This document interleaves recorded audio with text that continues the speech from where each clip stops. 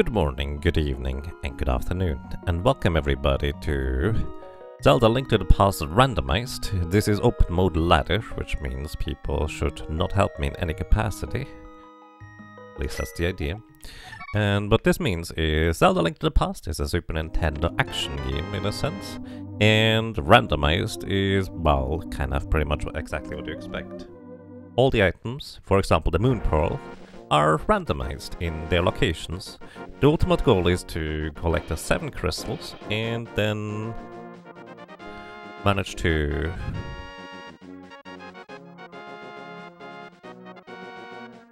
clear Ganon's tower and then defeat Ganon. And then I beat the game, so to speak. I have a race against one opponent that I do not know who it is, and I'm not supposed to know, so just for reference for anybody watching live, do not tell me if you figure it out. You can figure it out, but I'm not allowed to know. And what I'm doing right now is I'm just going to check a variety of locations that normally contain a variety of items. This is normally a heart piece right there, but right now it is nothing. And this is my third enemy that I'm going to kill right here. And the reason why that's relevant is I need to kill at least 4 enemies in order to get a different item from the tree pull that I just pulled earlier. Also, I intentionally get hit here by this crow here, because this means I get the 4+ enemy kill tree pull, while also simultaneously getting hit, which is kind of a different condition for what kind of tree pull you get. There's the 3 different tree pulls you can get, and these are also randomized in the randomizer, as you might expect. And, well, there's the tree pull where you kill 1, 2, or 3 enemies. There is a tree pull where you kill 4 or more enemies that do not get hit by any enemy, which is usually the most difficult one. And then there's a tree pull where you kill 4 or more enemies, and you do get hit at some point. That is usually the standard tree pull that you will get. And the reason why I like to check that one in randomizer is because, well, if I ever need some resources like magic or bombs or something like that, and I happen to be near an object that I can pull, then I know which one it is. So, here in Blind's Hut we have 5 chests, and there's actually a bunch more in Kakariko, just kind of area. And we just see what it is. We get a hook shot. This allows me to go slightly faster here. By just hook shotting places.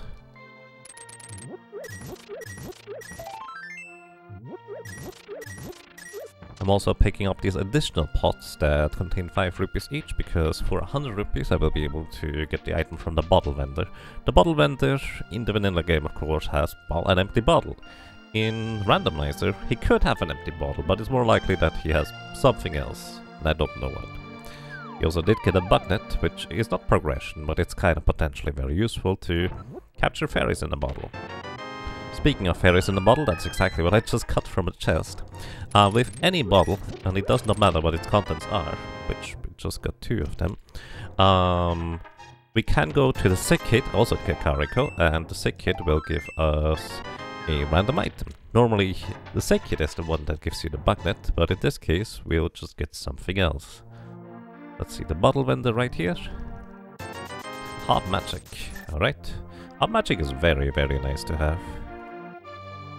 It's not required in any capacity, but it does definitely make a bunch of things easier. So I kind of would like to have 20 rupees, or preferably more really, out of this chest here. Something along these lines. Not 20 rupees. Because I am actually looking to buy bombs. I have 0 bombs right now, and I do kind of need bombs in order to open up some more locations for item locations.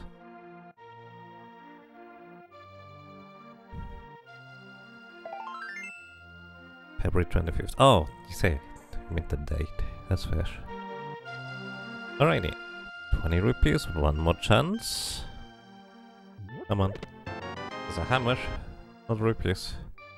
Hammer is, I suppose, kind of neat. But I'm in a little bit of a pickle here, because I cannot get this item on the racing minigame right now without having bombs. Let's see what we have in here. This is 20 rupees.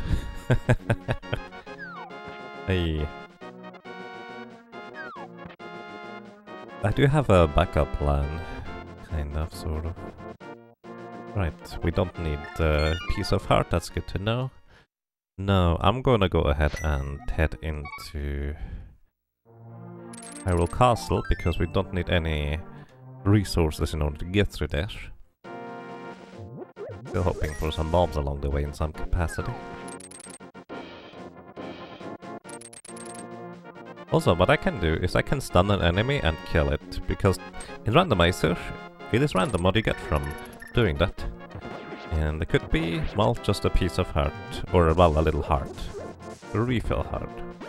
Recovery heart is what people say. Also, I forgot about the 3 pulls already. I did not need to pull that one. Either way. We get a magic cape. This is interesting. The magic cape does in fact allow us to defeat Aghanim in theory. So if we have a sword, this would in fact allow us to clear Agatha. Well, actually, we need the lamp in order for it to be logical. But technically we don't need the lamp in order to clear it. We could just go through the dark rooms. Alright, and I'm actually going to grab 20 rupees from here. This is why this 3 pull is very handy. Now we have enough money to buy bombs. And there is a shop just to the right of Link's house. So we can go for that one. And hey Tony, welcome. How are you doing today? So, the inside here is kind of straightforward, I would say. There's a bunch of items and chests in the dark here. And all we need is, we need the means to defeat some guards. And in this case, we have a hammer. Makes this easy enough. Alright, we do not get a small key from that chest in particular. So the reason why the small key from that chest is relevant is because that would allow me to go through the sewers into the backside of the escape without needing a glove. Normally in vanilla, or just kind of casually, you would pick the glove and then drop down from above. But you could also just go through the escape sequence again in order to get there, in theory.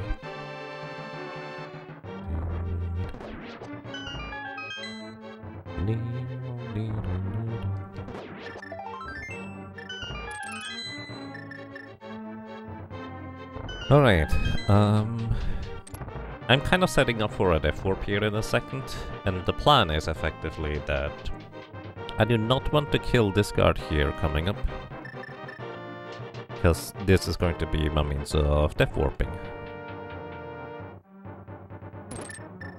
And I'm gonna intentionally take some damage from this guy.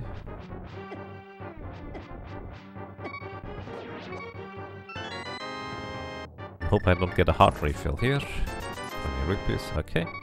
And now we're going into the entrance. Basically death warping back to the entrance of the dungeon, which... oh, I forgot about the ferry. Good job, me. Oh well. What happens?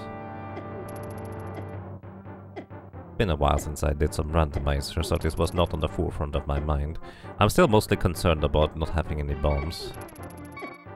It's very, very rare that a race is decided within like 20 seconds, but if it does happen, these kinds of mistakes are just kind of the thing that you tend to think about at the end. Although to be fair, with my brain, chances are I'm not gonna remember this whatsoever after a short while. Alrighty. Now we just go in the dark. So because we don't have the lamp, we can't see anything. Surprise.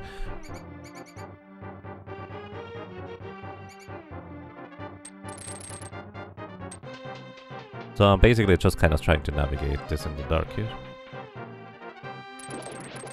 There is a bunch of snakes around here.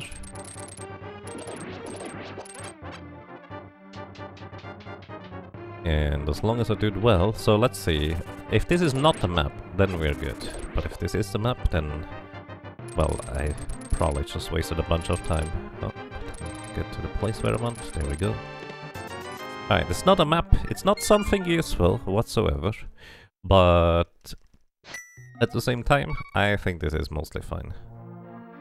Now, I'm always going to go over to the east, check Sahasrara right now, because I need bombs. And Sahasrara is going to be more or less somewhat along the way. Well, I guess the bombs are on the way to Sahasrara more accurately, but the same difference. There's nothing on Lake Hylia Island that we would need. Finally I have bombs. Bombs seem to be pretty scarce in this seed. Neither the guards nor the rats drop any.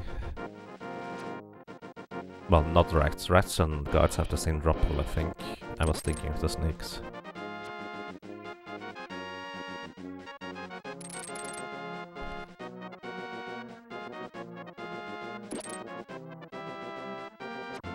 Alrighty, and so Eastern Palace is a pendant. I do not care about beating Eastern Palace most of the time, because chances that specifically the boss has an item that is very relevant to what I need,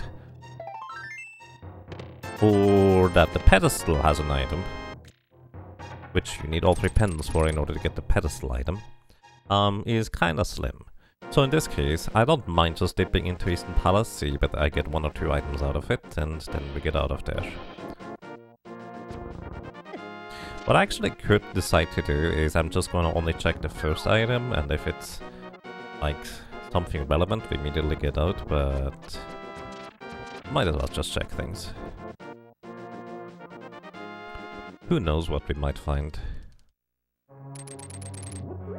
So I'm kind of thinking that we may encounter a sword and or a lamp at some point in the near future in order to get to Aghanim. The reason I'm thinking this is because specifically hookshot plus glove or hammer or flippers is actually what allows you to get to the remainder of the Dark World from the right side through some, well, hookshotting means across the river on the north side of the Dark World after you defeat Aghanim. So this is actually a surprisingly common setup where the game decides that, hey, you have access to the rest of the Dark World if you defeat Aghanim, so go ahead and defeat Aghanim. So consequently, I'm kind of halfway expecting this to be happening. Do you have a cape? Oh, glove. Actually no, we now have access to the Dark World. So dipping into Eastern Palace here actually was very useful immediately. That's very interesting. So Eastern Palace is definitely already quite valuable already. It's only 1 item so far. And there is 2 more, because the remainder of the items are keys and map and compass. Maybe I shouldn't use the bombs in this seat, considering there's no bombs around. What? Ooh, okay. We're getting out of here. I don't have the big key yet. And I would have to go all the way around in order to get the big key from its vanilla location and then check the big chest, which guaranteed has an item that I could get. But it's not in logic right now, and generally speaking, if something is not in logic, even if I could do it, logic means basically the randomizer logic, how it sets items. Effectively, you never have to do a dark room at all in order to be able to progress the seed, but it can be helpful if you can just make it more efficient that way around. Oh, there's a... oh, that's interesting. Very interesting. I'm very tempted to... okay, we're just gonna go ahead and go into the Dark World here. Normally I'd go ahead and do mini Moldorm Cave before going to the rest of the Dark World, but I'm just curious about Hype Cave right now. And this allows me to also check which items or dungeons are. Oh, crystals and pendants, okay. Wait, that's the wrong one. That's very interesting. So, what I often would do in this case, if I feel confident anyways, I would immediately go Palace of Darkness, because I can fully clear Palace of Darkness right now, even if it's not in logic. But, practically speaking, it would be kinda difficult in the dark and not having any sword or other means for help. So I'm not going to do that. So instead I'm just taking the Hype Cave items, whatever they might be, in this case not terribly interesting, and even quit again. This is very curious. A bow normally indicates that you want to go into Palace of Darkness, because the chances that there is in fact an item in there that you need in order to progress is decent. It's not high, it's slightly higher than most other locations at this point, but it is, in my mind, something worth to keep well in mind. Hey Sir Bodhi, welcome. I hope you're doing well. Alrighty, so now I'm just gonna do what I normally do, just kind of after Kakariko, that is go to the south. We didn't initially go here because I didn't have any bombs, because I need bombs in order to open up the mini Moldom cave over here.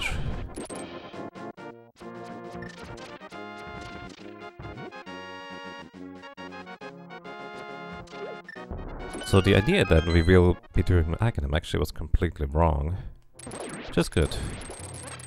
At this point there's no reason to ever defeat Aghanim anymore. Oops. There's a sword. Wow. I did end up getting a sword. Okay, with a sword I'm actually confident to just do Thieves Town without having to worry about things. I could technically have completely completed Thieves Town right off the bat with this loadout, but practically defeating Blind with just a hammer is sketchy. Very doable. We don't have, well, the least amount of hearts, so I should be able to do it. Especially with the fairy I once had in my bottle. Although I do in fact have a bugnet, so I could just catch another fairy. Either way, it was very doable to defeat Blind, but now I feel like it's pretty easy because I have plenty of practice to defeat that boss in particular at this point with a sword. Even if it's just a fighter sword. It does not matter how much damage your sword does, for Blind specifically. Also, I'm checking Ice Rod Cave right here, because it's really out of the way, and imagine if the flute was over here, then I would have to walk all the way here at some point. Now, the funny thing to me personally is, I don't technically need the bow in order to complete the seed. Yet I have one. But effectively I can beat all the crystal dungeons without having a bow, as well as I would be able to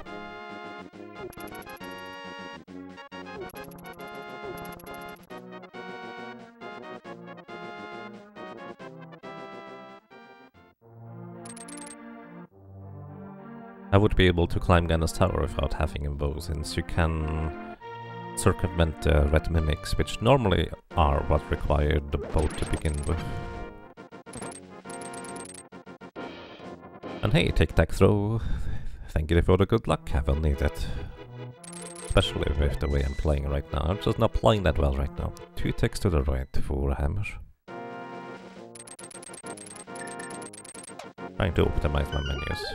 Oh yeah, Randomizer actually allows you to quick swap your items. So I always like to check over here the front of Skullwoods, because I just consider this to be an overworld check. There's only 2 items in Skullwoods, but very frequently it actually does in fact have something of value in here. So some people even call it value woods for actually a reasonable reason.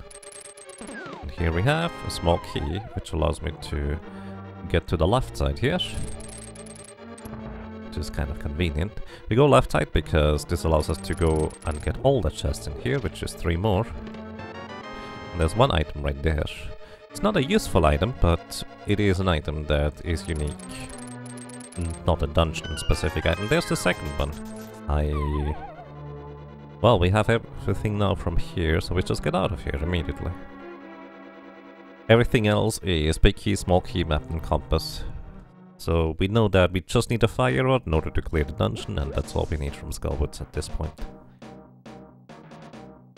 So, going here, I do have a cape, so we can actually get the item from the bumper ledge, which, well, requires a cape in order to get through the bumpers. The only way to do that.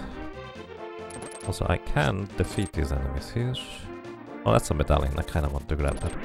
I can defeat some enemies here after stunning them.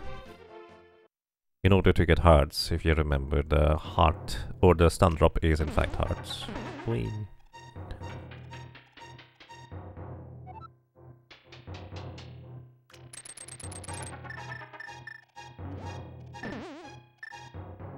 I'm actually going to continue using the cape here in order to get back down.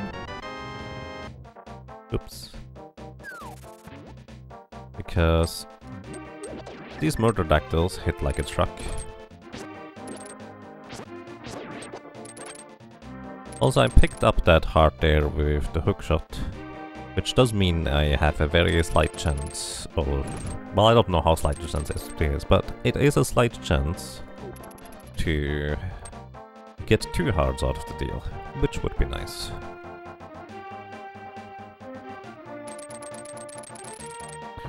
Now we just check the sea house on the right side. This normally is 300 rupees, but today it is 20 rupees. Downgraded. That's okay.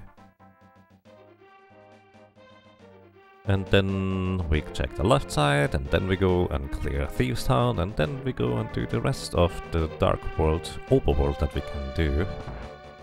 And then we could decide the sequence break up Death Mountain, or go over to Palace of Darkness. And I think I'm gonna decide to head over to Palace of Darkness if we haven't found any notable progression in the meantime.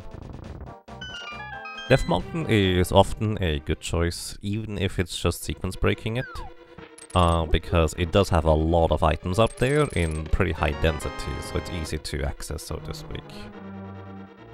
And especially with the hookshot, we do have access to most of the things, at least on Light Death Mountain. We do need the Titansmiths in order to get to the Dark Death Mountain.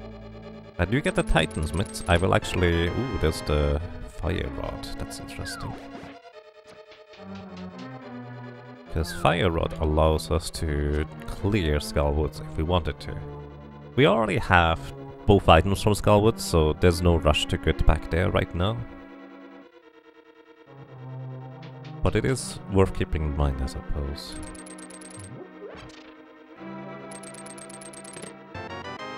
This is the second item from Thieves Town. There's only 4 non-dungeon items in here.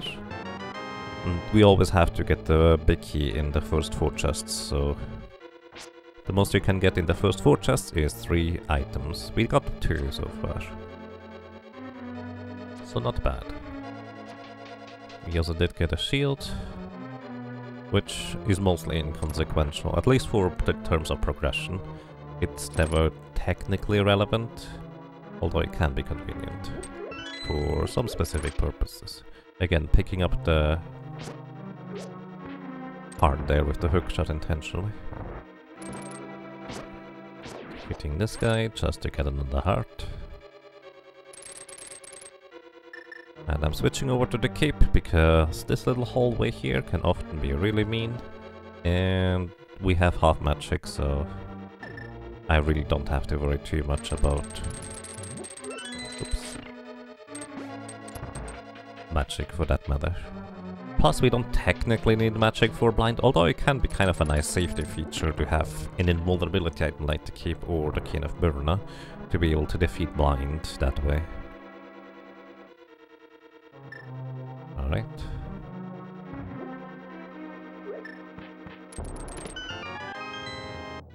Okay, we have both map and compass, which means if we do get the small key, we want to check out the big chest. It's entirely possible that we don't get the small key in this dungeon here, because it could just be locked in the big chest itself, which requires a small key to get to begin with.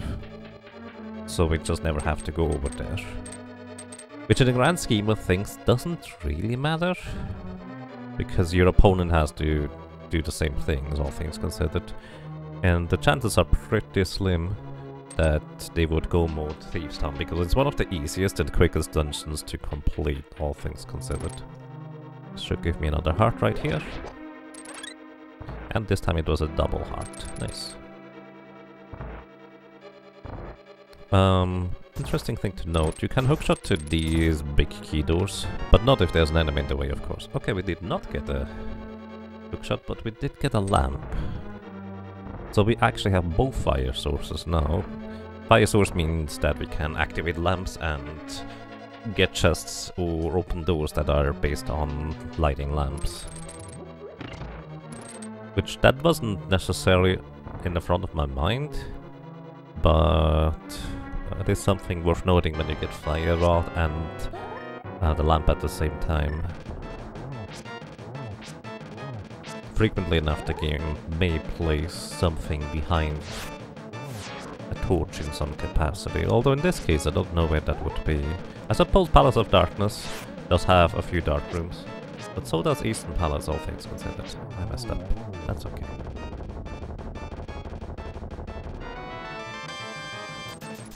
Either way, having a lamp is always nice so you can actually see the dark room, even if it's not strictly required. Definitely convenient. Now, going up Death Mountain is in fact in logic, so I will need to decide, sooner rather than later I guess, whether I will save and quit after visiting Stumpy and go up Death Mountain, or whether I continue over to Palace of Darkness, and I'm currently leaning towards saving and quitting. In fact, I think that's exactly what I will be doing. The reason is quite simple. I don't want to go into Palace of Darkness if I don't have to. It cost me 110 rupees at the very least.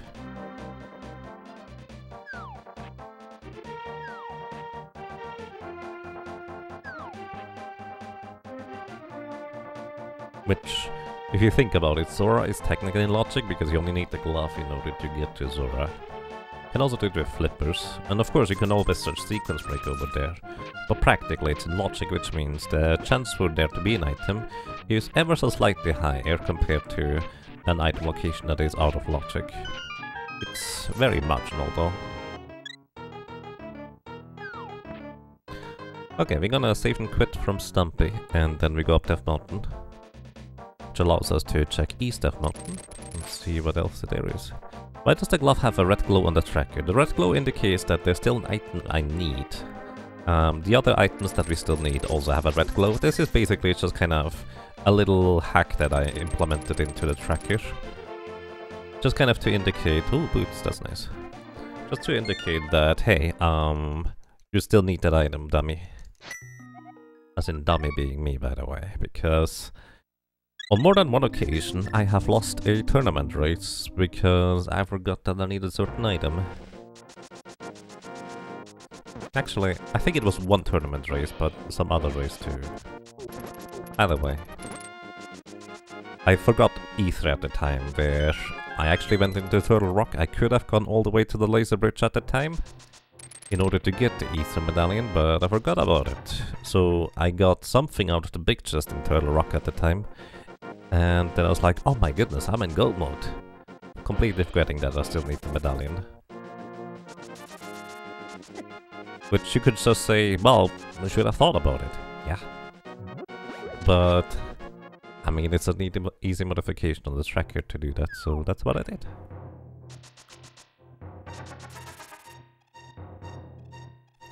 Alrighty, and we go up Death Mountain. You always have to free the old man, but that's actually overall a positive thing, because he will allow you to have a save point, save and quit point up on Death Mountain. We will need the flute in order to complete Misery Mire, plus I want to learn sooner rather than later what the Misery Mire and Total Rock medallion requirements are going to be, because like most things that can be randomized, that is in fact randomized. Well, randomized within reason, I guess. Do you have enough bombs to do this? I don't know why that thing disappears though. Okay, we don't need the armor upgrade up there, even if I would like to have it. And since I'm right here with all the means to clear Spike Cave, I will exactly do so. Because I'm right here. And we're just gonna dash through here. With Heart Magic this is pretty easy to do. When lifting up the rock at the very end here, you only need 4 hearts in order to be able to successfully lift up the rock. Apparently less than that when you have good timing, I suppose. Oh my goodness, that's not where I meant to go. Please go up Death Mountain again. I wanna go East Death Mountain. I guess I could have checked the shovel spot. while I was at Link's house, but I didn't think that quick.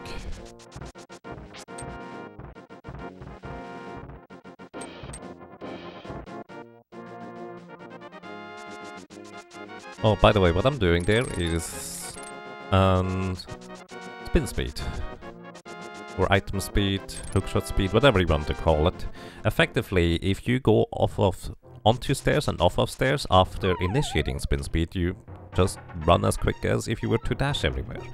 And the way that works is by effectively using the item button as well as the hookshot button in this case at the same time. Then just go onto ladder and then back off in order to initiate it. And let's see.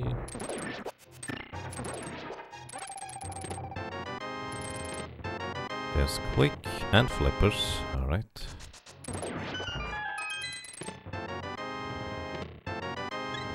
Interesting.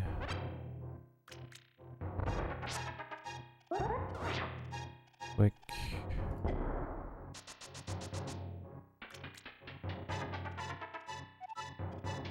And flippers. So I don't have a mirror, so I kind of don't want to capture a fairy, even though you could just bonk into the rock and get a fairy here very easily. Normally I like having safety, but in this case I think it's the more reasonable idea in case I need to take a death orb to go over here instead. And we go into Tower of Hera. It's a green pendant. I don't like doing green pendants, but it's one that I can do, and it's really... It would take a really long time to get back here, is what I'm trying to say. So I'm just gonna go ahead and probably full clear it. There's the big key right here.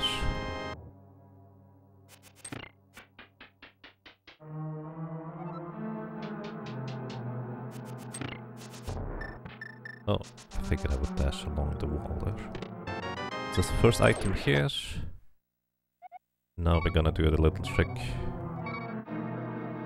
called Hera Pot, where I have hookshot speed, and I go effectively diagonal at a very specific place into the pot. And then I can hookshot into it, turn around in order to get line up properly and drop into the pot.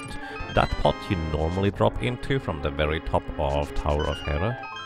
And there's the second item. It's not a useful one, but it is the second item.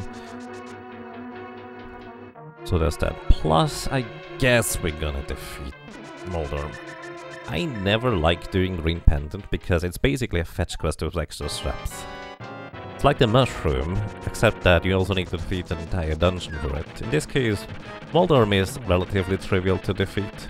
And again, because of how long it might potentially take to get here, if let's say the mirror is on Green Pendant, I guess I'm just gonna do it. I really don't like doing that though. Wait, don't save and quit here. I almost saved and quit before. Oh yeah, I shouldn't save and quit anyways. There's still one item on Death Mountain, Spiral Cave. 33 minutes in and at 13 hearts, that's rare. I have to admit I don't even remember. I only notice my heart count when it's particularly low, like at 40 minutes in when it's still at 5 or something like that. It doesn't happen often. But it happens. Alright, so this is the last chest I can get up on Death Mountain, unless this is specifically the Titansmiths, or I guess the book. Titansmiths or a book would make me stay up on Death Mountain, otherwise we always save and quit. And it's valuable in my opinion to just think about these things beforehand, what you would do in which case.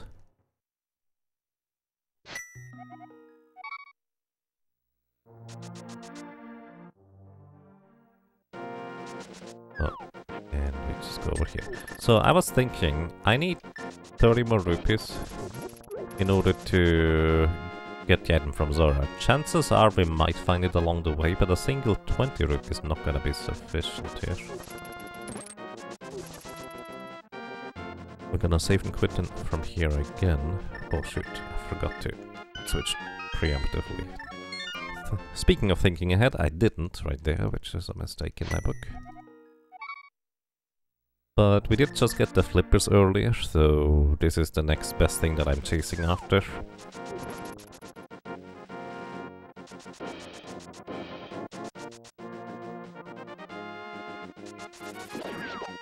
Oh, by the way, if you dash into an enemy and kill the enemy with the dash attack, it never drops anything. Not something I knew until actually running and racing Randomizer for a long time already. Never occurred to me until somebody actually pointed it out. So, over under the bridge, you can actually go to basically from the very beginning of the game if you really want to. You can fake flipper to this point. Nice, that's 20. Just need 10 more. And a surprising amount of people still do that. Like, this was basically the meta to head over to Ice Rod Cave and then fake flipper over to Hobo at the very beginning of the game, basically no matter what. But effectively, the reason why I generally speaking don't do that, or not anymore anyways, is because fake flipper is a technique that is a sequence break. It's allowed, it's a minor glitch. But the probability of Hobo having something to begin with, like any old location to begin with, is not that high. There's a flute right here, which actually doesn't unlock anything. Either way, it's not that high to begin with in terms of probability that you get something particularly useful from that.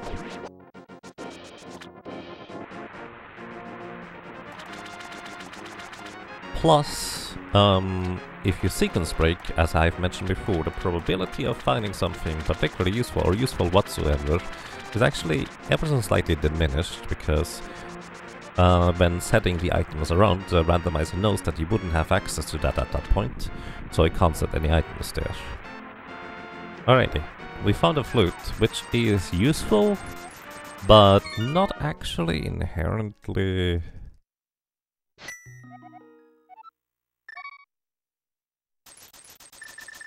It doesn't give me any progression, is what I'm trying to say. I would need Titansmiths in order for that to give me progression. So at this point, what we're looking for is maybe the Ether Medallion, if Misery Mire or Turtle Rock require it. Or potentially... we may need... No, actually, we always need the mirror, we always need the King of Samari, and we always need the Ice Rod. So, 3 items guaranteed, plus 1 more. Well, potentially plus 1 more. Alrighty, unlocking the bird here allows us to travel a lot quicker, and this is one of these cases where, because a lot of people like to fake flipper early on, chances are actually kinda decent that my opponent had the flute since a decent while and would have been able to move around quicker. And if they do, I would estimate my time loss in comparison to be about a minute and a half maybe. At least from that particular instance. Because it does allow you to travel quite a bit faster. But they wouldn't actually have the money to go to Zora at that point, which means if they ever go back to Zora at any point after that, chances are actually kind of sort of decent. Oh no, the pedals listen logic. I only just now realized that. I could have a glove. Either way, the chance is actually kind of sort of decent that I would actually get most of my time back, because they would go to Zora separately. Unless they also go to Catfish at the same time, and I do Catfish at some point, which is entirely within reason. Right, we're going to go ahead and check out Palace of Darkness, I guess. Palace of Darkness into Pyramid Ledge into...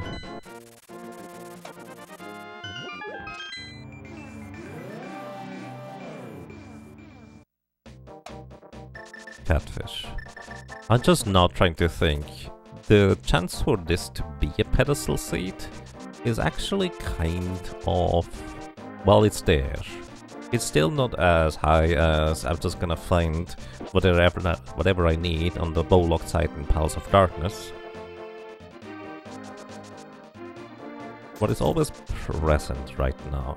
Which kind of makes me think, if the boss has an item in Palace of Darkness, I think I'm gonna go and defeat it. Even though normally that is something that I would frequently skip.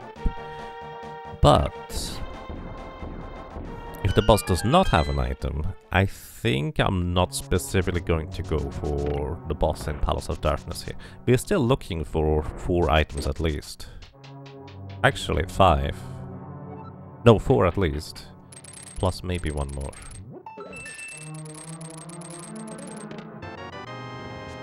So that's that.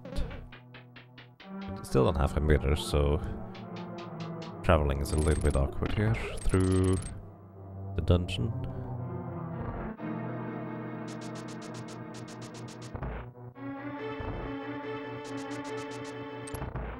So this entire dungeon is in logic thanks to having the lamp, the hammer and the bow.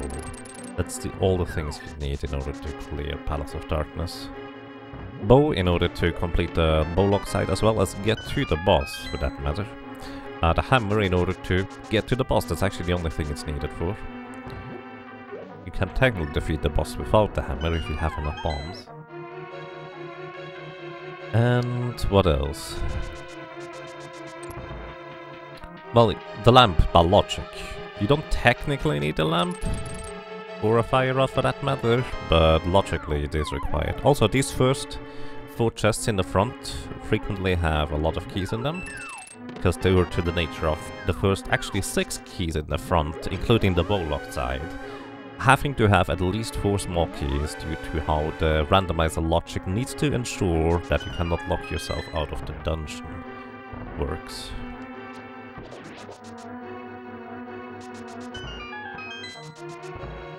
So this red mimic here, the reason why this is called the bowlock side, because in order to defeat the red mimic, you have to use a bow. You can actually clip it out of bounds, that is entirely a thing that you can do. But it's not in logic, even if it's a minor glitch that is allowed. Which, by the way, is also the reason as to why you can clear Ganon's tower without having to have a bow. There is the big key. We could just go straight for the boss, which, if this was a crystal dungeon, I would immediately do, but it's not. I'm trying to avoid defeating the boss here still. Oh no. Oh my goodness. Messing up all the time. If I had a key in Samaria, I could have dashed through these blocks here, but without one, it doesn't work.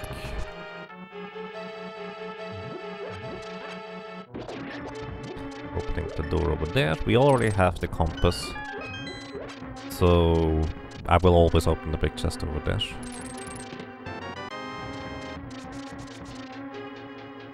Alright. Oops, I don't need any money anymore. Well, it would still potentially be used. There's the Titansmiths. That opens up a lot, so we're not gonna go and defeat the boss. Basically no matter what in my book. Titansmiths opens up Misery Mire area, which I'm gonna check first just to see whether we need ether. It unlocks Turtle Rock up there, and again, I might do it early, but I probably should just go. Actually, I think we're gonna go check Turtle Rock area first. We still need a few items, so item density is important too. Also, I did not pay attention whether I got the map already or not, so I will briefly have to open the menu to check whether I have the map or not, unless this is the map. Or over here.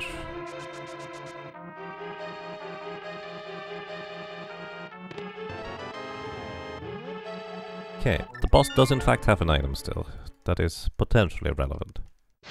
But we have the Titansmiths now, which means we can go to a variety of places. Including the King's Tomb over here, which... one of the most efficient ways to check that place is by just save and quitting to the Sanctuary. Since I had to save and quit anyways, it is actually kind of decent. Now we're going to...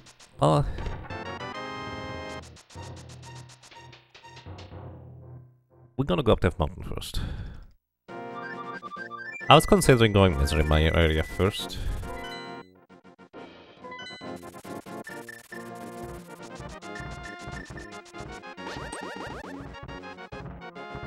Because it's a decently quick check, and if we find like the Ice Rod and the Key of Samaria along the way, that could be helpful, so we don't have to climb the mountain here twice. But I'm kind of expecting to have to climb it again anyways, just for Total Rock in the end.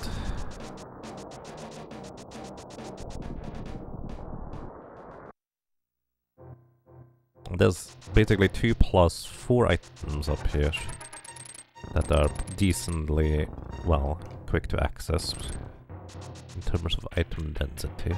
There's 2 in the Super Bunny Cave in here. We still need a mirror, so we will have to save and quit out of Hookshot Cave, which has the remaining 4 items up here. And more importantly, before heading into Hookshot Cave, the main reason why I come up here to begin with, and it actually is the main reason, is I want to check whether this is ether or not. It is Bombus, so we don't need the ether medallion for this dungeon, so we absolutely have to check the next Misery Mire, and then we head into Ice Palace. Unfortunately, without having a mirror, it always needs a save and quit in order to get back to the Light World, unless we just happen to find the mirror here. It also allows us to clear,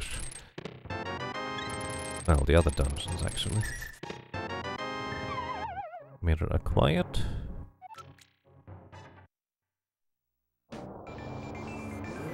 And with the mirror in hand now, I'm also going to take my time here very briefly. Come on.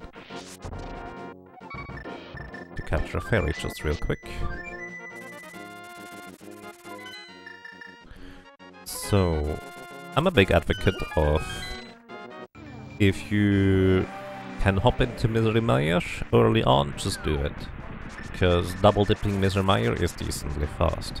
But in this case, I'm already kind of, well, decently far in. Also, we have all the medallions we need, that's good to know. In this case, we have all the items we need very soon, as soon as we have King of Samaria. So we're not gonna worry about that for now. Now, we do still also have to clear out this dungeon here. So we at the very least need the big key. Let's see where we end up. There's 2 unique items in here that are not the big key or map and compass. But we do need the big key in order to get to the boss.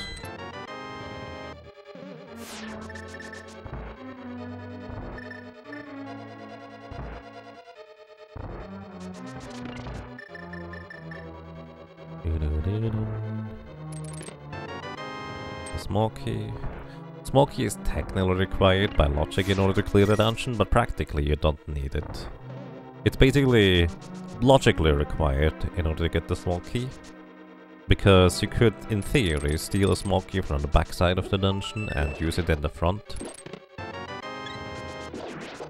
But there's very, very rarely a reason to ever do that. That is one item. The second item could be in the boss, and I could just gamble on it being there, but there's 2 items or chests on the right side, so I'd rather not. And there's the second item, so we don't have to worry about this. So let's clear the desert boss real quick.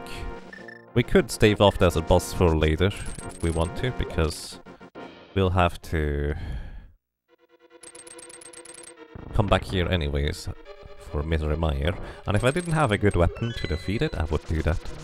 But we have the Fire Rod and even half magic, so Land Molas is going to be reasonably easy, and unless I mess it up or we get a really unlucky pattern, I guess, it should be a 1 cycle.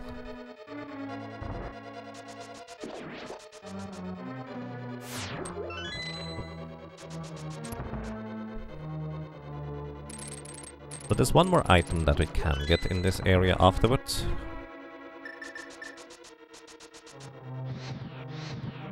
And that item is in the Checkerboard Cave, which is normally a...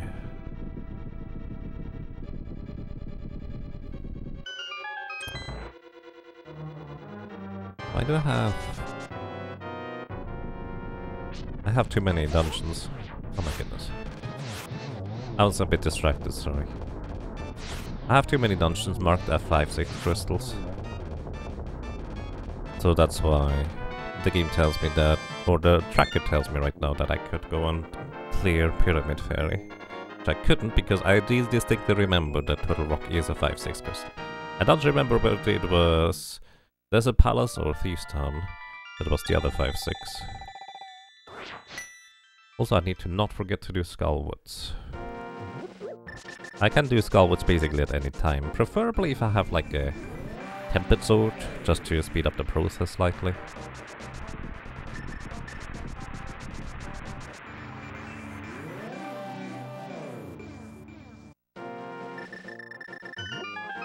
Okay, switching over to the flute because I don't expect there to be anything in here, and there isn't.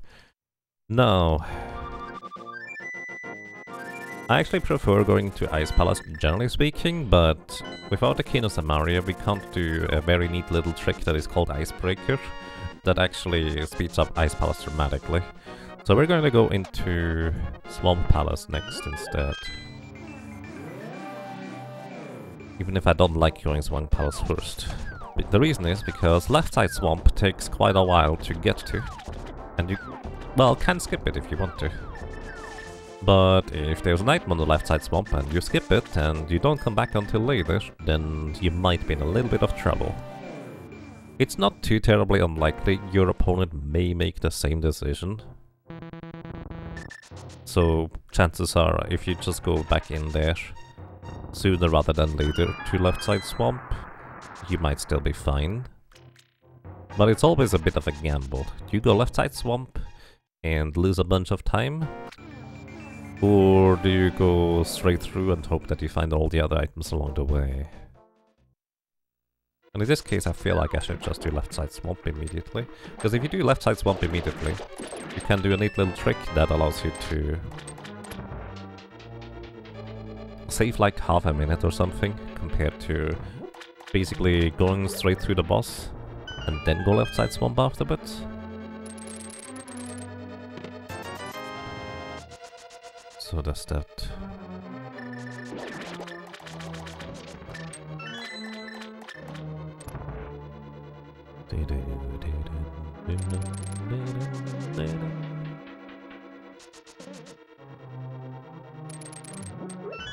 Yeah, we go left side swamp first, I guess.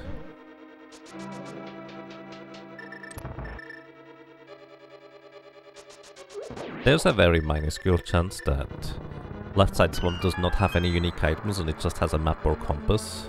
Or a big key that leads to a map or a compass and a map or compass. But it does not happen frequently. But if it does, I'm gonna lose a bunch of time because I'm gonna go left side swamp first. Because as long as the ice rod is still missing, it's always an ice rod hunt. Since the ice rod is only very specifically needed for the final boss in Turtle Rock and nothing else, it can effectively be more or less anywhere. So that's why I'm always happy to find the key first, the ice rod first, which I guess is the key to defeating Chinex, but that's, I suppose, not technically what I was about to say. Either way, what we're gonna do is we're gonna flood the key. Under this pot on the left side, there is a small key, and we need it. So it just opened up a key door, so we will need an additional one. We're gonna put a bomb here and let it explode. So this did not yet activate the crystal switch. The crystal switch will be activated.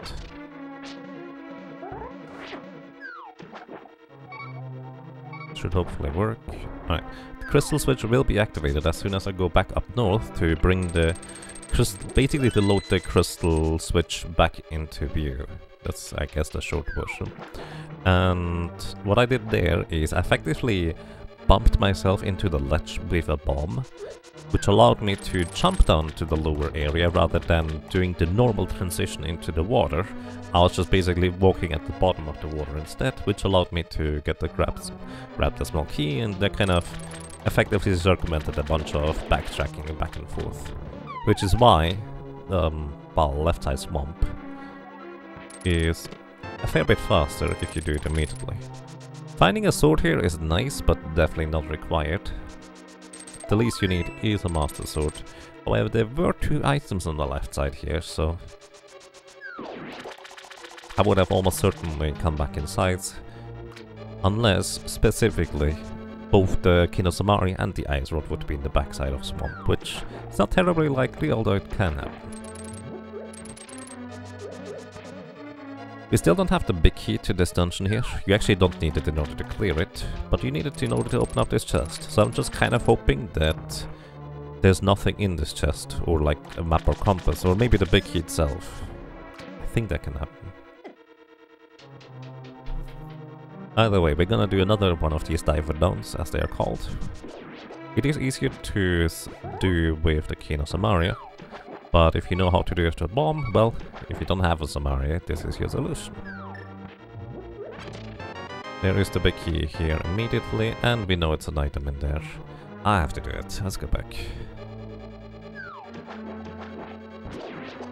So I'm actually dashing into this door here, holding to the right after lining myself up, because this door here is really weird. It will basically force you to go back down unless you have like a lineup with subpixels or something. It's really strange.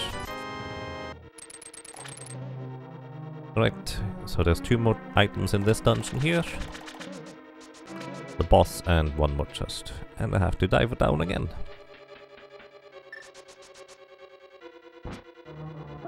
I didn't realize the game actually remembered that the slime was defeated. There we go. The diver down is generally speaking easy enough that you don't need to buffer it, but if I have to do it for bombs, I don't have infinite tries, so I like to just buffer it anyways. Plus, I'm still not used to doing bufferless, so I just kind of default to it unless I specifically think about that. I don't need arrows. So we're good on that end. Alright, we're gonna clear this dungeon here, get all the items out of it, so I can already mark it off and think about the next move, which is, well, going to be clearing Ice Palace. Ice Palace the slow way, because we don't have a Key of Samaria. Unless we get it in the first chest or something.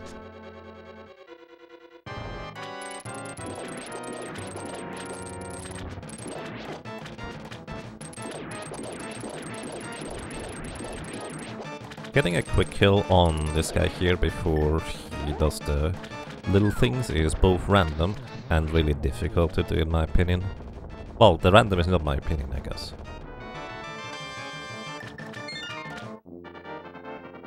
Alrighty, should I just go do Skullwoods so I don't forget about it? I think I'm gonna do Skullwoods. I know there's no no item in there.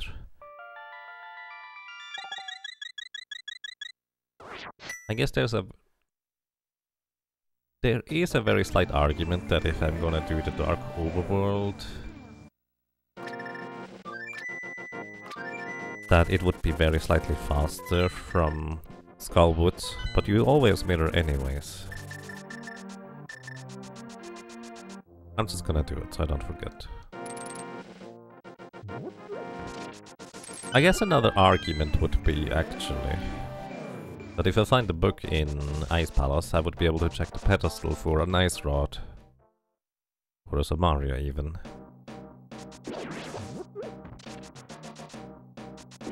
So...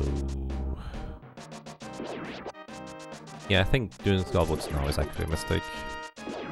Because the book would allow me to check what's in pedestal. If I get it in Ice Palace, which is gonna be my next goal.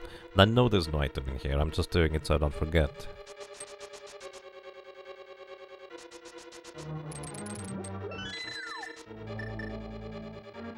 And I have basically all the tools I needed in order to, well, make this as efficient as, well, reasonably doable, I guess.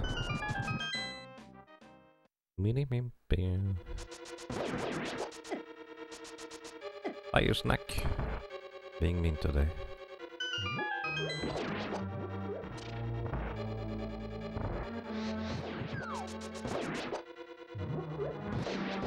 I did not mean to fire these guys. Because if you're just fast enough, you can do this with just picking up the pot and not worrying about them. I'm gonna fire this guy. It is faster to not fire him and bump him into the spikes instead, but I'm really not good at this, so fire is just consistent. If I, well, don't mess up to pick up the key properly. So, Mothila with Tempered Sword is just 4 hits. but if you hit Mothila into the spikes, it will not take any damage. Although, I thought I hit Mothila into the spikes, but clearly I didn't, because it died pretty quick. Either way. What I'm also gonna do is, I'm going to warp here with the mirror without moving, because I both know that there's nothing in the way in the light world, so I'm not gonna mirror bonk back into the dark world, but also this gives me a quick warp. Quick warp means this animation here basically is kind of very slightly shortened for no apparent reason. And that is because every so few pixels, which I actually don't know how many it is, like every 8 or something, horizontally, the animation just kind of cuts out like half a second or something. Which is the reason I'm entering this warp here from the left side. It's just a very slightly faster animation, and it's actually worth it in the long run. Well, I say long run, but more like...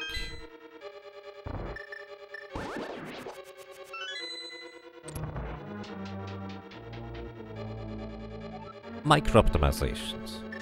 Remember those 20 seconds I lost in the beginning that I don't even remember what I lost them to anymore? I just remember I lost a bunch of time for no reason. Either way.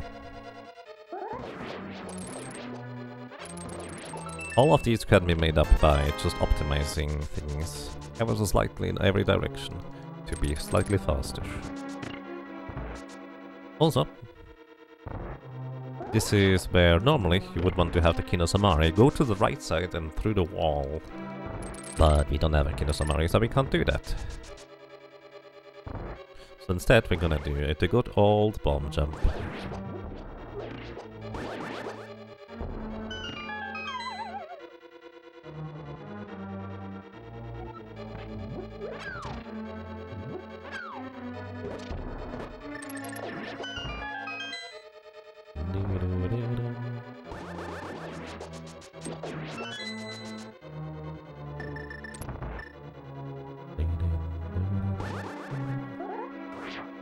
That's not a good setup. I'm spinning there with the sword in order to align myself perfectly against the pit, so to speak, against the abyss, against the fall down, drop down, whatever you want to call it. The way this works is effectively, you cannot slash or fall while swinging the sword or an item for that matter. And what this means is you effectively slightly intentionally go off the side of the ledge, just ever so slightly, after spinning up a sword spin, and then as soon as you get back onto the ledge. Also technically it's possible that the boss has the last item right here, but I'm gonna go right side anyways, there's only one more left. Either way. Effectively, I'm aligning myself with the pit by doing a sword spin. I effectively charge up the sword spin, go off the ledge intentionally, then release the sword spin and hold back onto the ledge, which means at the earliest possible moment, which means when I'm pixel perfectly back on the ledge without falling, it will unleash the sword spin. Okay, that's the big key. We haven't gotten any small keys so far, so chances are pretty high this is gonna be a small key, and the next chest is gonna be a small key, and this is a small key in the big chest. All these things. Oh wow. Oh, this is not a small key, we got all the items out of Ice Palace, which they would have been perfectly along the way if only I had the Kinosamari already, which I didn't. Also, entering this staircase from the side is kind of weird. Basically, you do a spin and hold a diagonal on your controller in order for the eyes to just not slide you straight in there. It's kind of strange. I don't know the technicality as to why it works, it just, well, does. Either way, I need to start thinking about what my next move is going to be, because I'm running out of places to go at this point. We have still 2 items in Eastern Palace that we can get. We can still get that 1 item on the boss in Palace of Darkness. On top of that,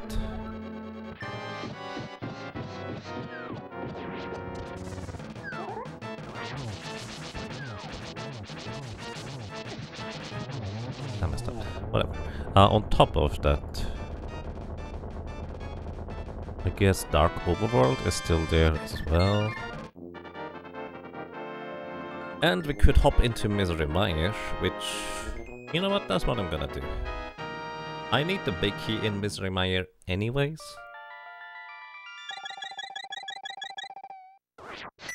And while I can't complete the dungeon, I'm technically progressing towards completing the dungeon by already finding the big key. So that's gonna be my next move here. And afterwards, I will probably go to the Dark Overworld. And just go do an entire Dark World tour all the way up to Catfish. Then we clear Eastern and Palace of Darkness. That's basically my goal right now, I think. Or my plan of action, unless I change my mind.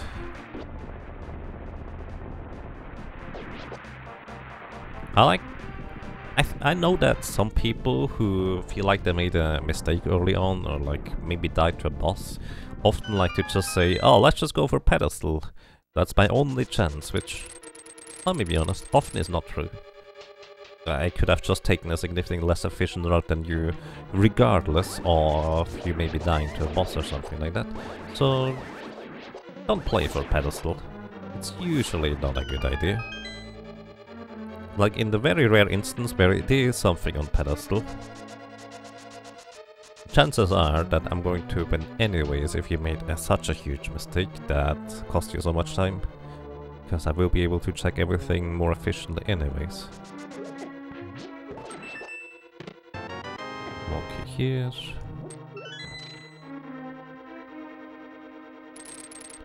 But otherwise, often, well, people will actually lose because they went for pedestal, even though, well, they might have just gotten luckier with the rest of the route.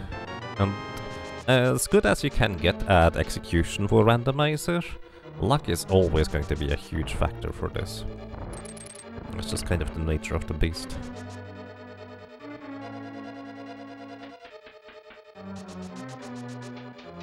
For example, if I find the key to Samaria, which is not too terribly unlikely, what am I gonna do? I could just go back into Palace Total Rock and hope that the Ice Rod is straight in there as well. Or I can check the rest of the dungeons, also the big key is vanilla.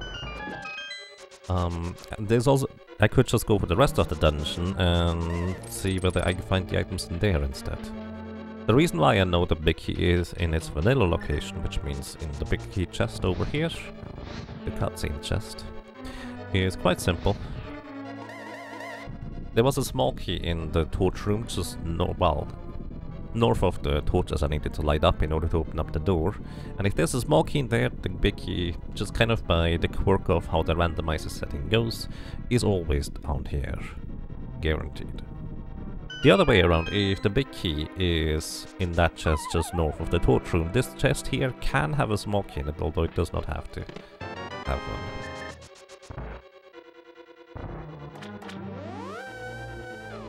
Oh, by the way, I shot the fire rods through the blocks because while the blocks are moving, they are basically intangible, which is why you can hookshot through or fire rod shot through, etc. So that's kind of a thing. Come on. Well, I found one item that is a nice item to have, but not what I'm looking for. There's only 2 items in this dungeon here. Let's see. There's the second. Nope, not the second one. The second item could still be in the boss, so I'm not guaranteed to even get 2 items out of here. But silver arrows do help quite a bit. Hookshot. The second item is here, and it is not useful.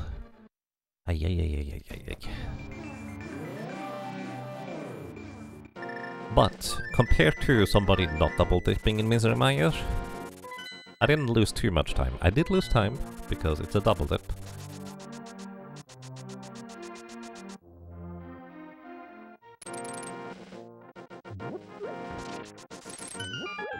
Oh, I mean, actually, I did lose time if somebody clears Misery Mire without needing the ice rod anymore.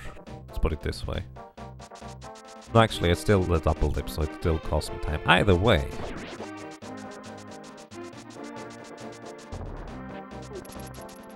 It's not a particularly big time loss though.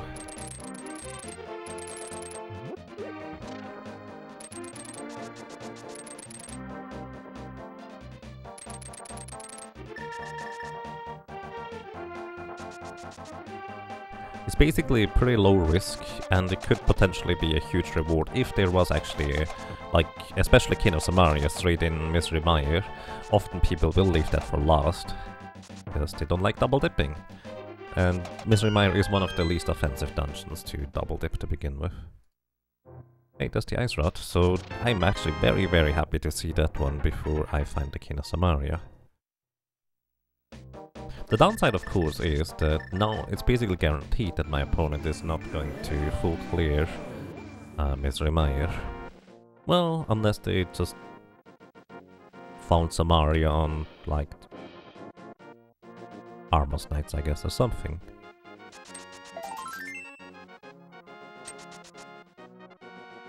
Okay, I'm gonna get the purple chest. The purple chest, sure. Yes. And we're gonna hookshot. So, normally when you press the A button, which is the dash button at the same time, you put down the purple chest and you leave it behind. But if you use the hookshot, the chest needs a little bit of time to catch up to you, which consequently means you can actually initiate the dash before the chest catches up to you far or close enough for it to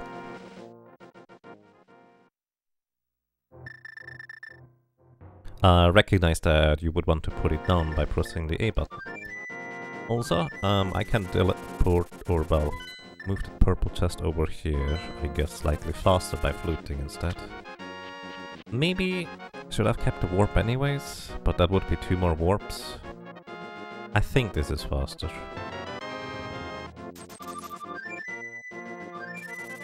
So yeah, I'm gonna still leave Palace of Darkness, etc. for last, but we're gonna go Pyramid, then Graveyard Ledge, then we go Catfish. So Graveyard Ledge and then Catfish, in that order, are my best chances of winning against most opponents, I would say. Because Graveyard Ledge is kind of that awkward spot that is just out of the way, no matter how you twist and turn it, and you will have to sacrifice some time getting there. The chances are you will just do it when it's the most convenient, which is never particularly convenient, but can be convenient. Check something. Okay, do not have 5-6 crystals. Good. Either way, either here or after you check Bumper Cave are the 2 times when you potentially may want to... Oh, wrong way. Thank you for the damage boost. Those are the 2 times where you potentially may want to go ahead and check Bumper Ledge.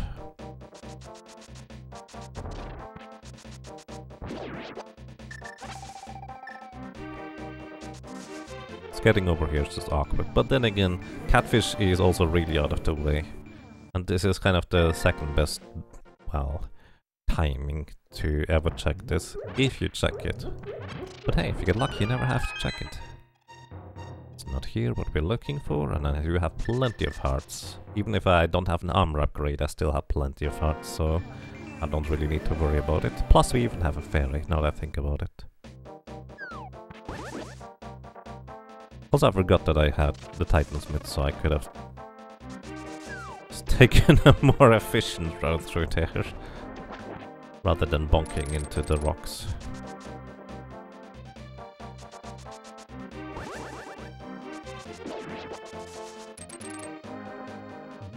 Okay, after Catfish, we go ahead and... Do we do Eastern or Palace of Darkness first? I think we go Eastern first, because... You have to go into Eastern early, and very frequently people will actually go ahead and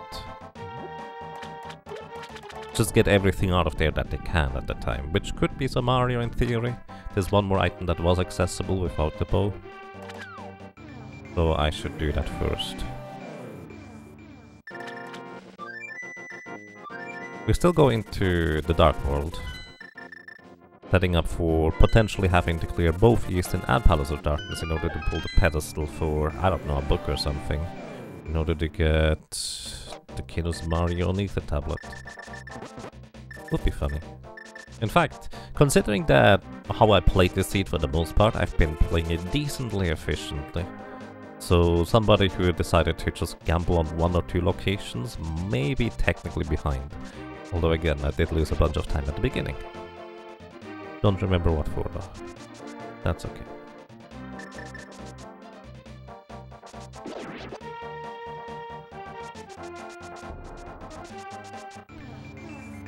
Alrighty.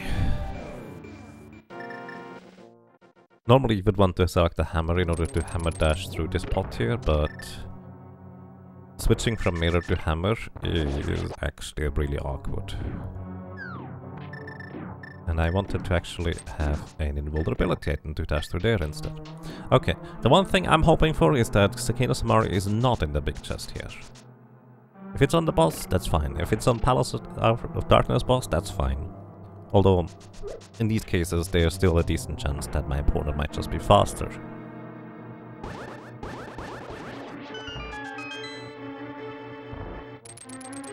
But if it's specifically here, there is a, I would say like 75% chance that my opponent got this item way before me. But this might not even be necessarily a good thing, because they could have dipped into Turtle Rock without having the ice rod. Although, I think most people don't do that, but I don't know. A lot of do it anyways. It really just kind of depends on what kind of player you are and your mood, I suppose. Either way, we're gonna get the big key over here, then we open up the big chest and we'll see. I'm still going to be wanting to preemptively select mirror in order to warp out as soon as I get the item. Also, I should have selected the cape in order to more efficiently step on that switch, but I forgot. I'm a little bit tired. That's okay. I wanted to play the Pixel Remaster some more after this, but right now, I don't know why, but I'm super tired. Actually, I know exactly why. Okay, nice. I did not select the mirror like I said I should, but that's fine for now. Either way, I wanted to play the Pixel Remaster after this, but I'm actually starting to get really tired. So maybe I'm just gonna go and try and take a nap. Although I did want to try and stay awake to correct my sleep schedule, because it's a real mess. Literally upside down right now. We'll see. Moin! Hey, good morning, Krepsic, and welcome. I hope you're doing well.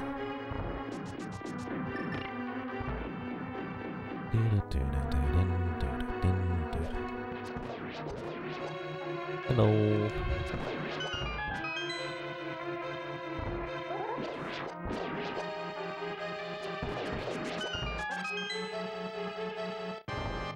I think Armor's Knights would be technically my best chance to win.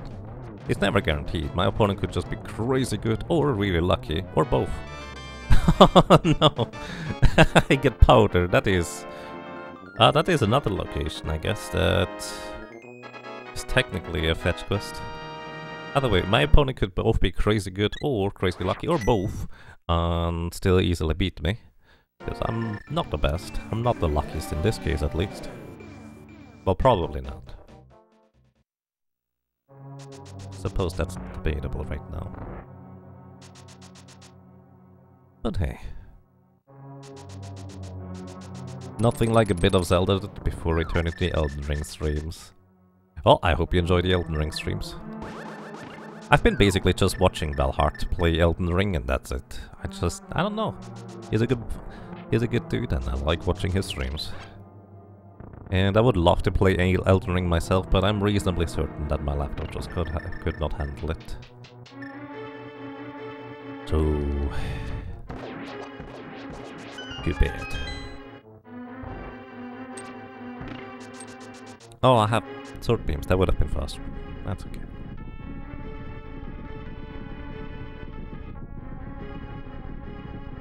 So there's one item on the boss, and there is in fact a item on the pedestal. So effectively defeating the boss gives me 2 items, although one is a really lengthy fetch quest.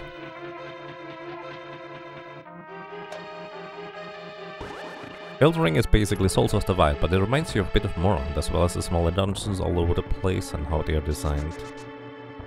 Interesting comparison. But yeah, that's kind of my impression as well so far. Also, I missed 1 turtle, that's fine. Actually, I missed 2 turtles.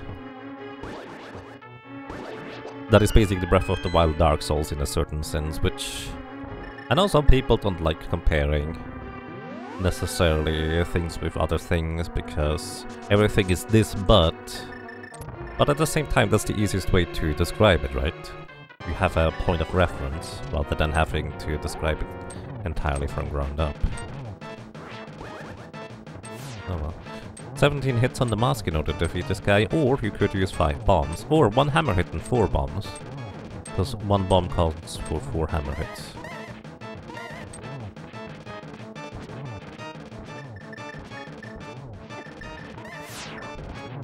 I did not do that well. Alright, get the item, get the boss item. And we're gonna check the powder first before we go to pedestal. Okay, it's either powder or pedestal at this point, whatever our progression might be. Actually, technically speaking, at this point, the scariest part is that I might have forgotten something. I just hope I didn't.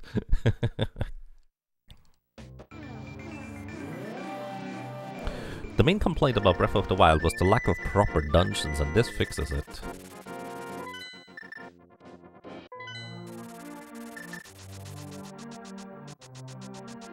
Fair.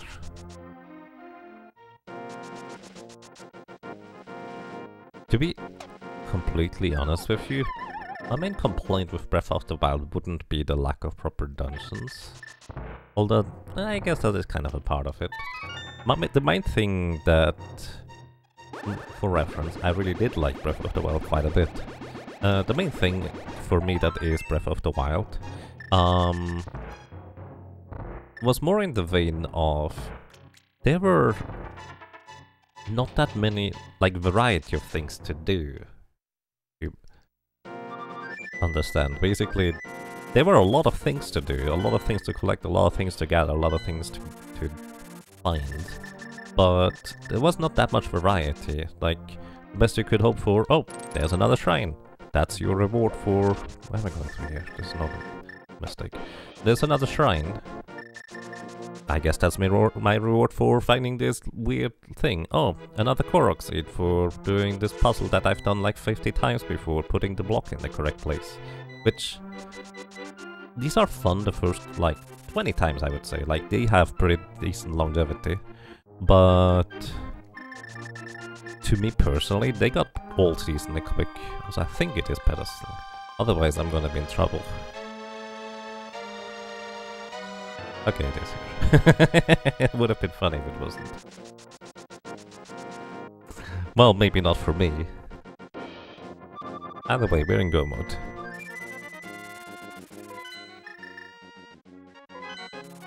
Which is why you hope Breath of the Wild 2 expands on all these things, yeah. Honestly, to me there were still enough really cool moments in Breath of the Wild that I still really like the game overall. Like basically just a dragon literally sneaking up on me. Suddenly there's a gigantic thing there. That really spooked me. And... well, a lot of other little things really. But that's the main thing I should remember.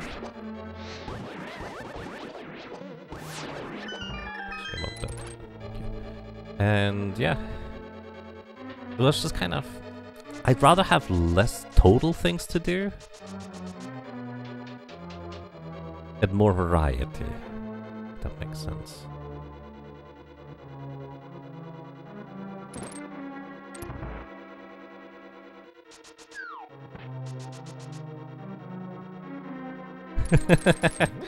You only saw a little bit of Elden Ring last night. Saw a Velhard shoot up in the air with a donkey. And we're really confused, it didn't feel like a Souls game. Yeah, the donkey and the mode of transportation is kind of weird. But I guess if you make more of an open world, larger map than what it has been so far with Dark Souls, I suppose you kind of need to implement something along these lines. Which does feel rather easy. I did not need to hit that. Also, I'm using Spooky Action Glitch here. Just forgot that I did not need to hit that crystal switch there. Spooky Action Glitch basically is kind of a manipulation of one of the variables in the game's memory that kind of still remembers that the bird literally... Oh my dingus, I forgot. The bird actually, where I fluted to this location here, had a certain like Z coordinate, like it was certain pixels high up above the ground, and the game remembers that. And for some reason, the fire rod does not set that X coordinate itself for its use, but it uses it in order to figure out where the impact point of the fire burn is supposed to be. And consequently, you can effectively manipulate the impact point of the fire. There's kind of two parts to the fire rod. One is the projectile, and one is the impact point where it usually creates a little fire and burns multiple enemies. And that burning multiple enemies can be effectively manipulated to be a fair bit further north of where it's supposed to be through the Spooky Action Glitch by me picking up effectively the rock from a specific place and the bird going off screen and unloading at a specific timing. Which is basically all I did there. Red Dead Redemption.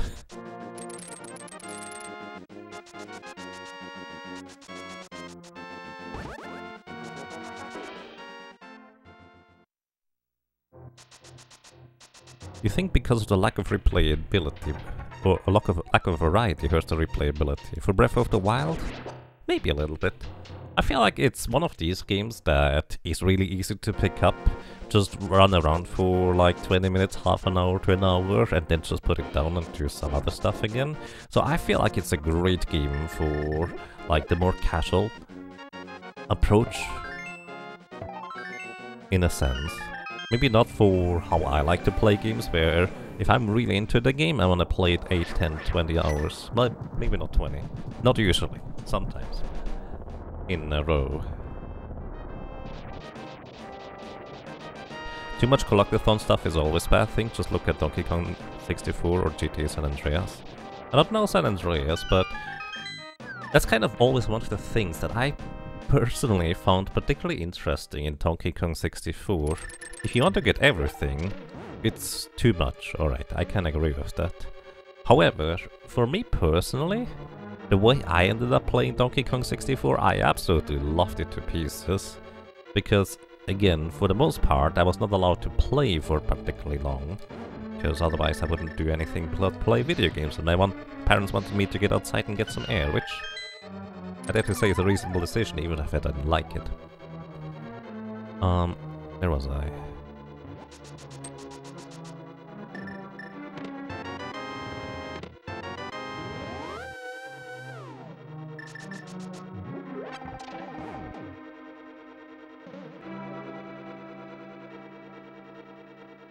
But effectively, the way I ended up playing DK64, I didn't care about completing it. Like, I've never been a completionist, really, which, in a sense, I guess you could say is lucky? Question mark?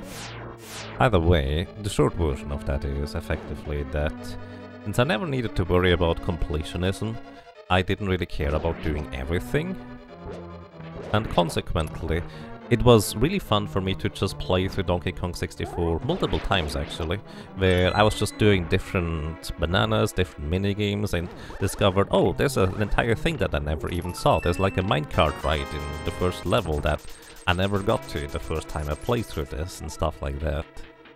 So it ended up working out pretty well for me. If you want to completionist it, then yeah, I guess it would be too much. But for me, in my approach, since I wasn't a completionist, it was kind of perfect because there were always enough things along the way that always kept me entertained. Hey, good morning, Valakar, and welcome. How are you doing today?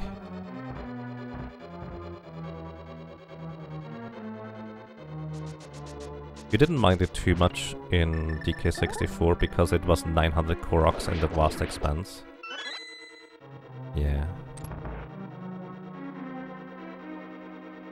At some point when I played Breath of the Wild, I was just content with, okay, I see it. And I didn't bother actually collecting the Korok seed at that point. Only the ones that I thought were particularly interesting in terms of location or what you had to do. You're fine, that's nice. But again, I feel like Koroks are not meant to be all collected. Which I'm fully aware is a genuine issue for a lot of people that are just, well, they just have to get everything. And that's not a knock on anybody, by the way, that's just a thing. I have other things that you don't have to do, quote-unquote, right? But there's still a lot of people who just kind of feel the urge to complete everything.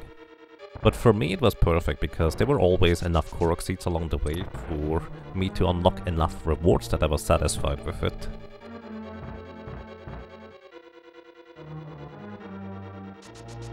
Maybe if there was no counter on how many Korok seeds there were, it would have been, like, easier on some people's minds, I guess.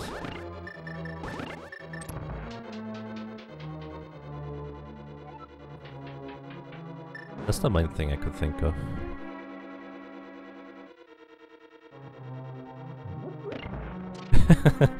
After all, the final reward for 100% Korok is just a giant poop. Yeah, pretty much.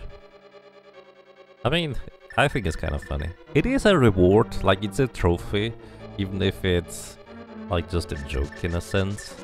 So you can acknowledge that people have accomplished it, which is an accomplishment in itself to get all the Korok seeds, right?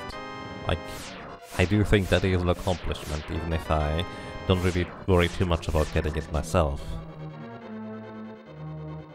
So I like that there is something at the end there. So I need to learn the alternative method of doing this here.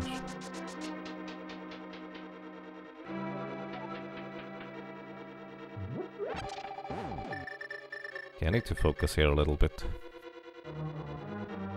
Because I've messed up so many little things in this run already that was just inefficient, that are normally good, right? I blame being tired, but oh well. Alright. Completion is something you're cursed with as well. You played 400 hours of ARPG Grand Dawn and got 87% of achievement, but you recently installed again to lead with all different factions. Oof. Well, I mean, if you can just kind of get back to it in reasonable bursts and completionist it along the way, I think it's kind of decent.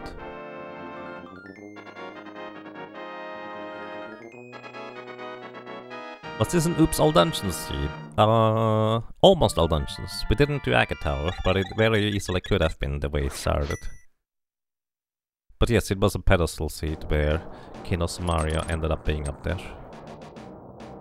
Which, generally speaking, the way I tend to play, it benefits me over most opponents, not all of them. Because I like to think by now my execution is decent, although at least today I'm kinda rusty. But my execution generally is decent, so I can keep up with a lot of like the monsters that are really crazy good at A Link to the Past rando, or just A Link to the Past in generals. So yeah, 15! Oh, I'm gonna say 13. Actually, I'm gonna say Fire Snake Room.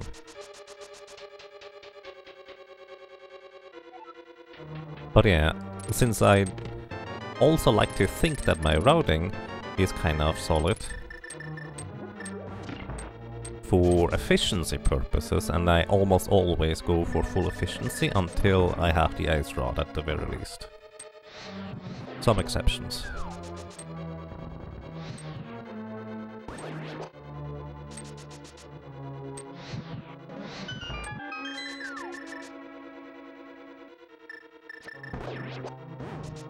What?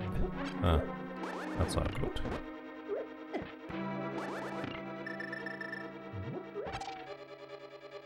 You say tile room, right.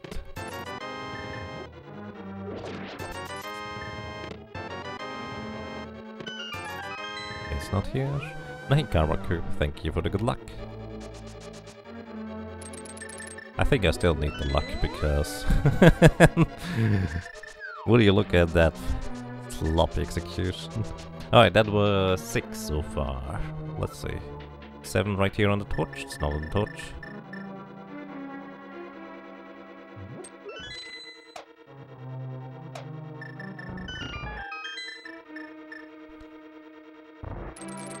Grabbing the magic. It's faster to bonk up there, but not at the small magic container. There's a book. There's no key sanity, so we can't find the big key on the tablet right now. More small keys. That was 11, I think. Oops. Over here's gonna be 12. Fire bar room. Don't hit that switch until you check this chest. Only uses a time if you need to do that. I do have even the red boomerang, the good one. Because you can hold down left, mash the boomerang button, hold down right as soon as you throw the boomerang, and it just flies perfectly. You still need to finish Divinity Original Sin 1 and 2. I've beaten Divinity Original Sin 2 now twice, and we're on the 3rd playthrough now. I really like that game. Okay, it's not number 13, which was Fire Snake Room.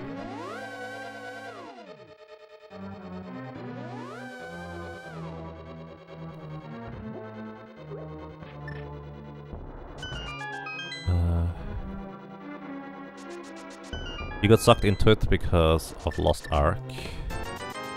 Oh, again, because of Lost Ark. Grim Dawn, that is, I assume. Hey, armor upgrade, that's cute. I actually forgot about the armor, that was on Spectacle Rock.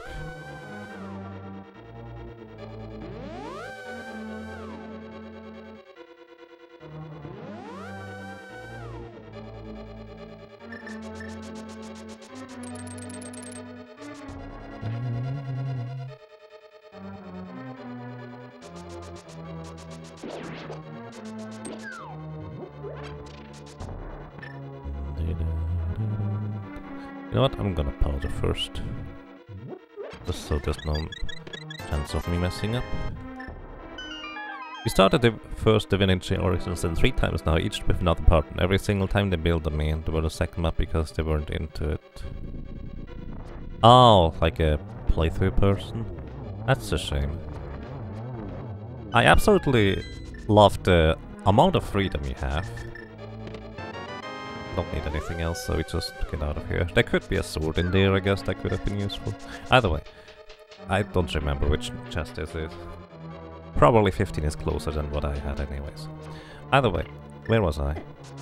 The first Divinity Original Sin, it drags on a bit until it gets going, I feel.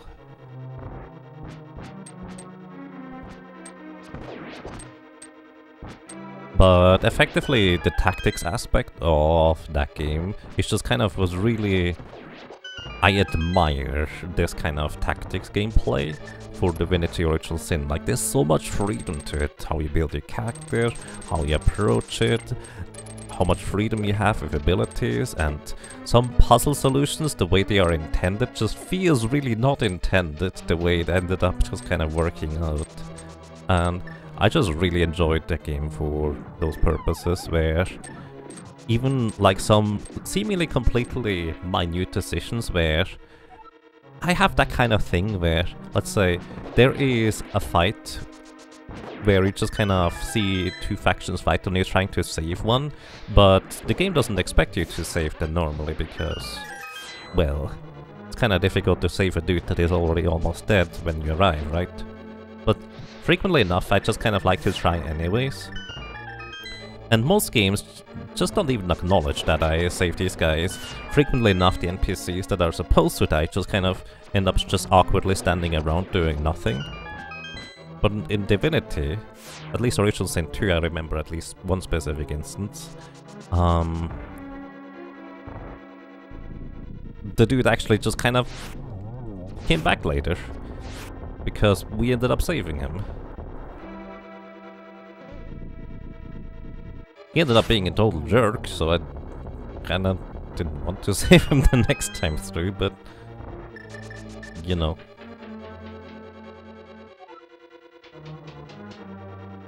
Limited experience of Divinity Original Sin also adds a lot of challenge. I suppose. That is fair.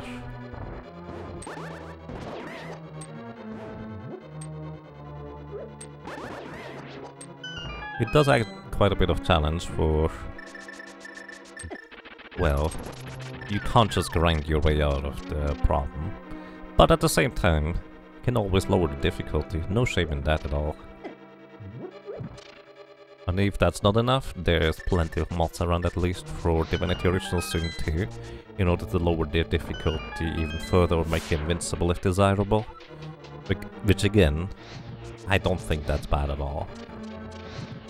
In fact, what we did with the third playthrough right now, at this point... I don't need a key. In the third playthrough, we gave everybody Barter and...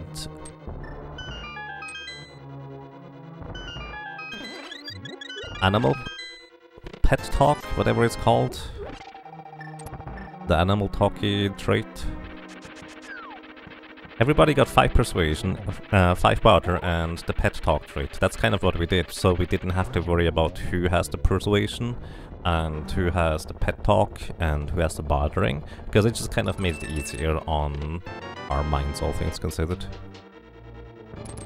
Let's see whether I get the thing correctly this time.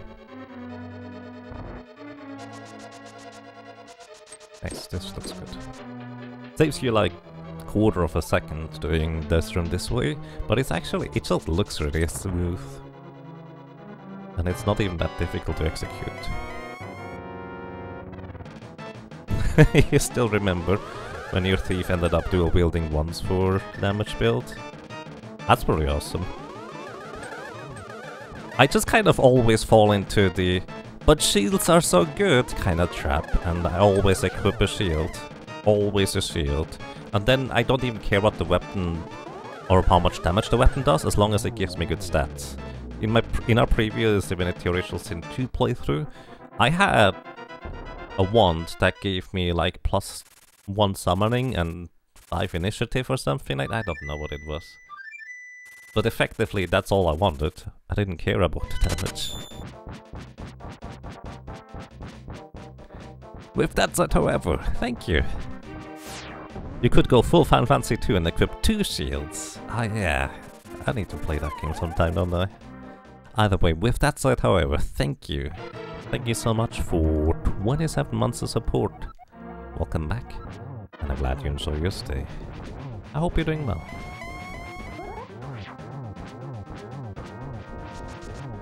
Two, 3, 4, 5, 6, 7, 8, 9, 10, 11, 12, 13. You need 12 hits in order to push him into the next phase. So technically, the one opportunity I have to save time if I had a gold sword rather than a tempered sword would be here if I didn't get a 1-1. But if you're good enough, you can just get a 1-1 cycle with just a tempered sword. With a master sword, that's not quite doable.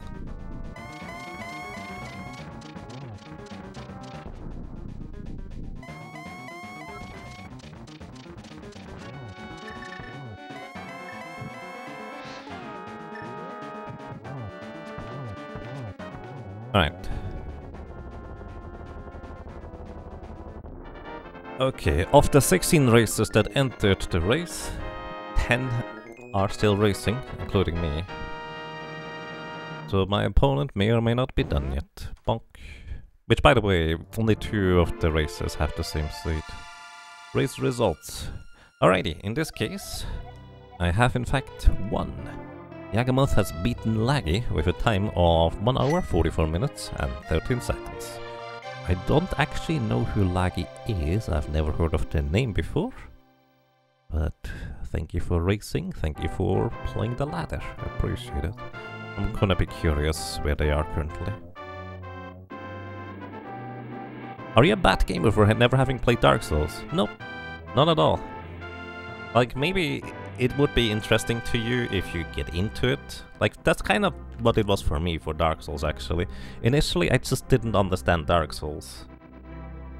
Until I literally sat down and tried to get into it for like an hour or two. I played it on stream even for the first time. And that's when I kind of started to understand it and really started enjoying it. But at the same time, there's just plenty of people that just...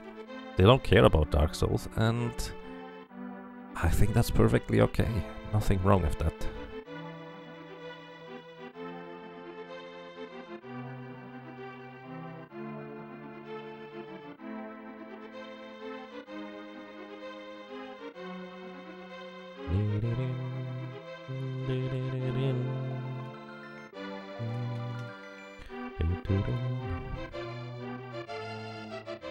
Like, genuinely, when I actually originally played Dark Souls, it was highly recommended to me that I should use a controller, because apparently the keyboard for the original Dark Souls was, not good. Which I kind of agree with.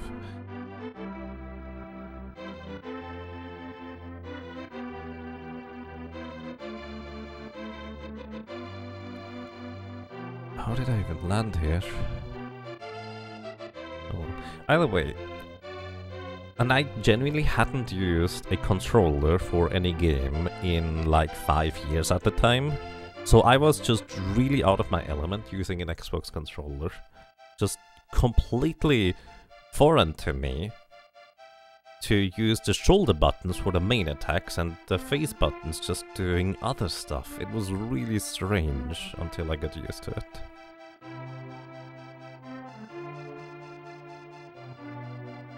The Japanese game, after all, can't expect good ports. Well, I mean, I wouldn't generalize that for Japan, but I suppose that is a reasonably fair way to put it. At least from my experience, I guess that's kind of sort of true. Most of the Japanese ports, or the quality of the ports, seems to be a bit of on the they didn't think much about it side. Like, they're not inherently bad usually. GG.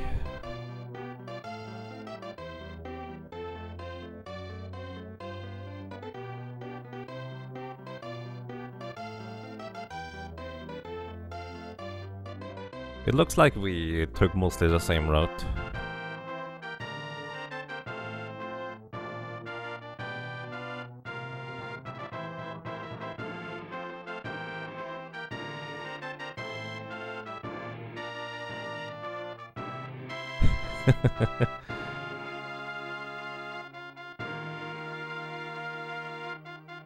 You really only got back into a controller game because of indie Metroidvanias like 8 years ago. I see. The thing is, I prefer platformers on keyboard, like strongly prefer it. The reason why I use controllers sometimes anyways for platformers is if they have analog controls for like directional shooting and stuff. Using a controller if you're not used to it makes the experience actually worse. Yeah, it takes a while until you get into it.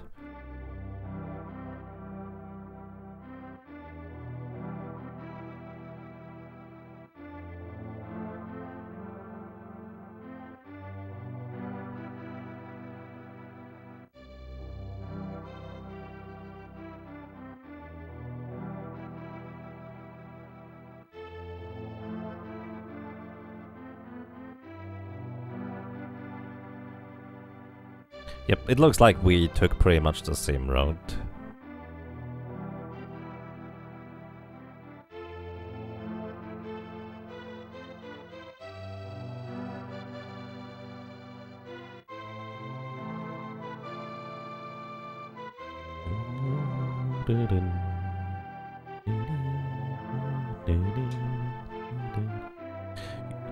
You prefer controllers for Metroidvanias and platforms, but keyboard for roguelikes like Hades or Zelda. I felt like, does Hades not have analog controls? I guess it can be quite a benefit to have only specifically 8 directions. Dark Souls 2 had such cool DLC. I agree. Like, I played of all the Souls game Dark Souls the most. Which, to be fair, is not a fair comparison. I just really am fascinated by the world building of Dark Souls 1. Like, just kind of... Suddenly I was in an area I was familiar with after trudging through a dungeon for like 2 hours or something. It was just kind of mind-blowing how it was all connected. Dark Souls 2, it really lacked that interconnectivity, but the mechanics I actually really enjoyed playing with, and I played it by far the most. Dark Souls 3 I did not play much because my laptop just can't handle it. So... From what you can tell, Velhar plays almost every game with a control and it seems to work quite well for him. Yeah. Indeed. I mean, most controllers, at least these days, are really set up to be used with controller. Which makes sense, because it's just kind of the natural medium to gravitate towards if you're trying to play a game.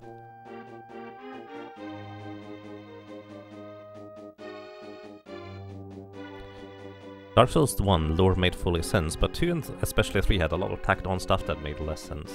Genuinely, I had no idea what I was doing pretty much the entire time I was playing Dark Souls 1 and 2 and 3 from a lore perspective. Like, I was just, okay, I guess I can see whether I can go over there now. Maybe I'm strong enough to go through the catacombs now, and stuff like that.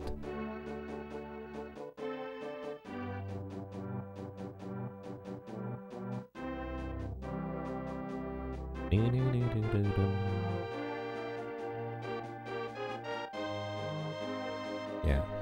I've never really cared about the lore in Dark Souls in the sense that I'm not seeking it out myself, but I do enjoy some good lore videos of it occasionally.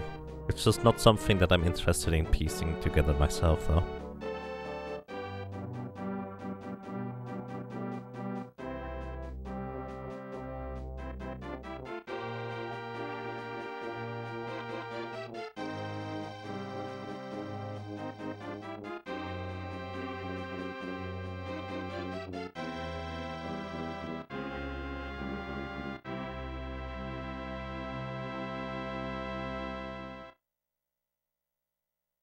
Alrighty everybody. Thank you for watching. Thank you very much for listening and for lurking. I meant to play some Final Fantasy VI Pixel Remaster, but I'm really tired right now.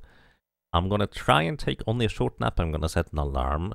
Hopefully I will wake up, but considering my sleep schedule the last few days, maybe not. Either way, I hope you had a good time. I hope you enjoyed your stay, and, well, hopefully until next time. Take care, and have a good night. Or a good morning, because it's 9 AM, you know? Bye-bye.